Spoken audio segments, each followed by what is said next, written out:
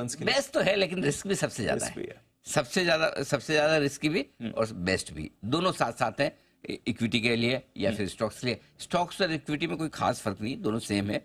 Risky भी है और रिस्की इसलिए कि वोलेटाइल बहुत है, ऊपर नीचे बहुत होता है जी। लॉन्ग टर्म में इक्विटी बढ़िया रिटर्न देती है, लेकिन शॉर्ट टर्म में वोलेटिलिटी बहुत है।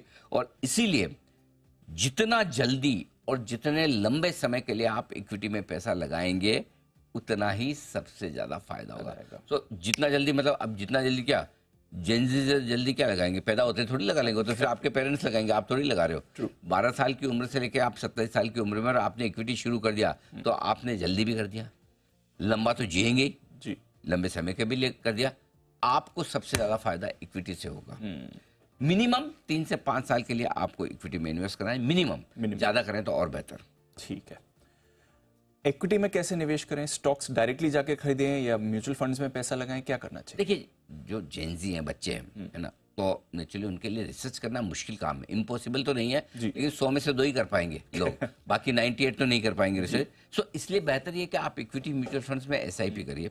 आपकी कमाई शुरू हुई है, चाहे जॉब में, प्रोफेशन में, बिजनेस में, स्टार्टअप में, थोड़ी थोड़ी आप पैसा हर महीने लगाने की कोशिश करिए। SIP कर लीजिए म्यूचुअल फंड में, वो आपके लिए बेस्ट है।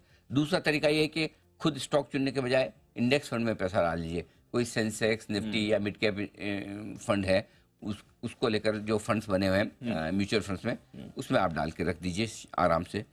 अगर किसी को स्टॉक्स करना ही है तो शुरुआत में ब्लू चिप स्टॉक्स में, एकदम टॉप क्लास मैनेजमेंट वाली कंपनियों में, निफ्टी के, सेंसेक्स के स्टॉक से शुरुआत करिए, यानी कि लार्ज कैप कंपनियों से आपको शुरुआत करनी है। एक और चीज है कि भाई मुझे तो चलो एक्सपीरियंस लेना ही है मार्केट का, और आजकल सब लोग ले भी रहे हैं। आजकल 20 साल की उम्र में इक्विटी मार्केट में, 18 साल में, 22 साल में बहुत लोग कर रहे हैं। तो फिर आप, है ना, सिंपल सी चीज है, IPO से शुरुआत करिए।